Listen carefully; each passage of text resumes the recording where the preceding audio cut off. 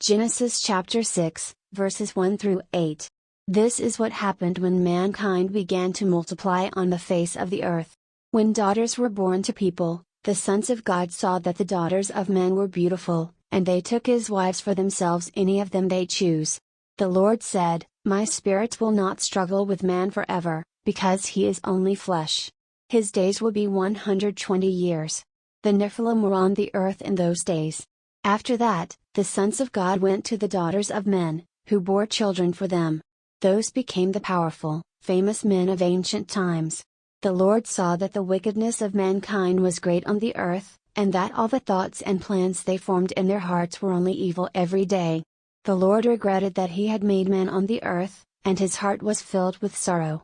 The Lord said, I will wipe out mankind, whom I have created, from the face of the earth, along with the animals, the creeping things, and the birds of the sky, because I regret that I have made them. But Noah found favor in the eyes of the Lord.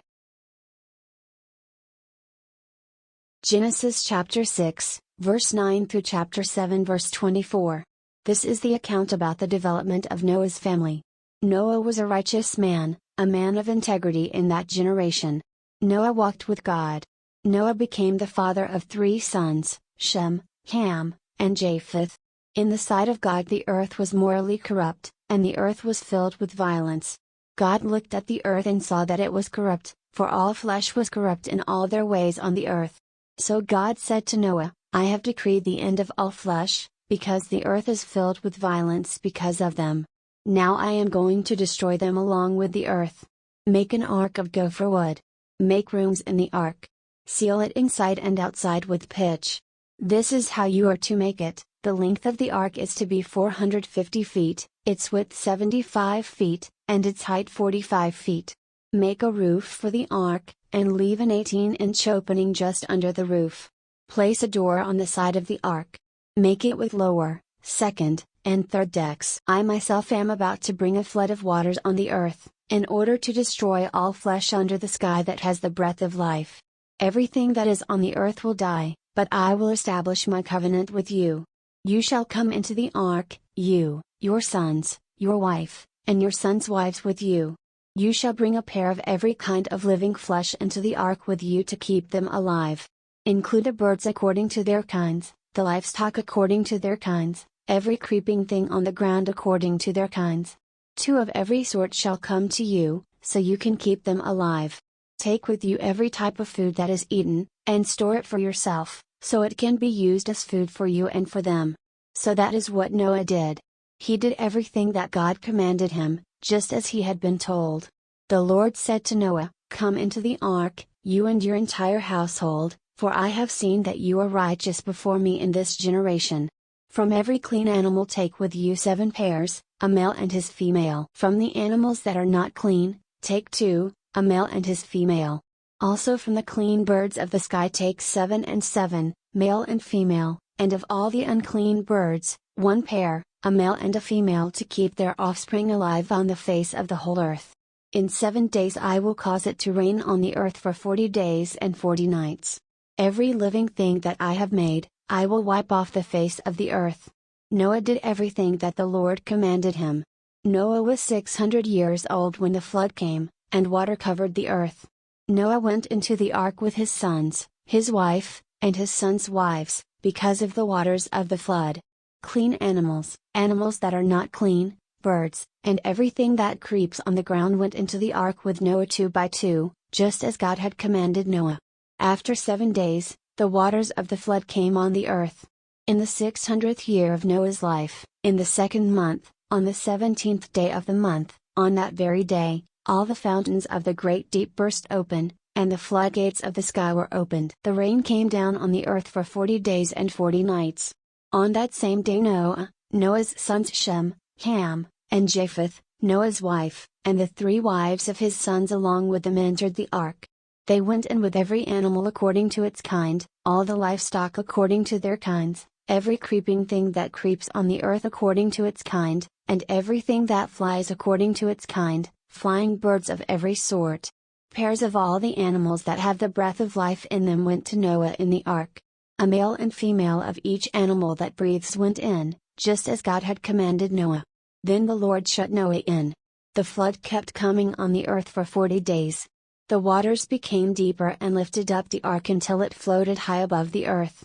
The water kept increasing and overwhelmed the earth, and the ark was carried along on the surface of the water.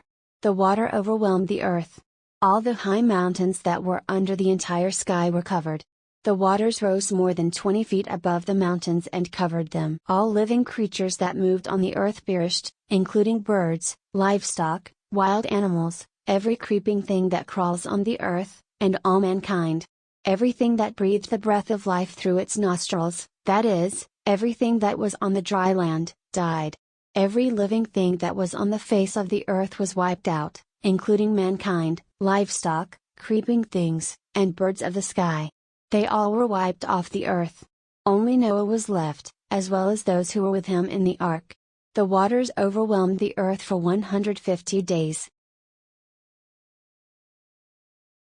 Genesis chapter 8, verses 1 through 20. God remembered Noah, as well as all the animals and all the livestock that were with him in the ark. So God caused a wind to pass over the earth, and the waters subsided. The fountains of the deep and the floodgates of the sky were also closed, and the rain from the sky was restrained. The waters kept receding from the earth. After the end of 150 days the waters had decreased. In the 7th month, on the 17th day of the month, the ark came to rest on the mountains of Ararat. The waters receded continuously until the 10th month.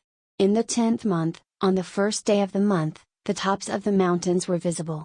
Then at the end of 40 days Noah opened the window he had made in the ark.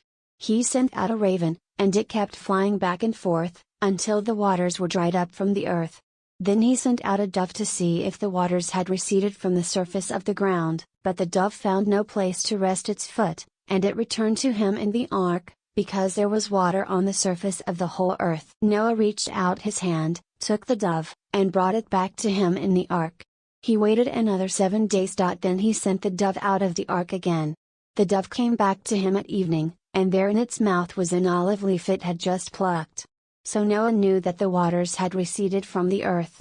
He waited another 7 days and sent the dove out again. This time it did not return to him any more.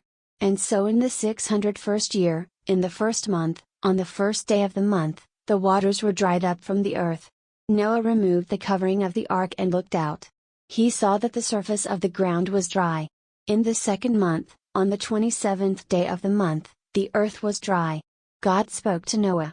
He said, "Go out of the ark, you, your wife, your sons, and your sons' wives with you. Bring out with you every living thing of every sort that is with you, all flesh, including birds, livestock, and every creeping thing that creeps on the earth, so that they may swarm over the earth, and be fruitful and multiply on the earth." Noah went out with his sons, his wife, and his sons' wives along with him. Every animal, every creeping thing, every bird, and whatever swarms on the earth went out of the ship, species by species. Noah built an altar to the Lord and took from every clean animal and every clean bird and offered burnt offerings on the altar.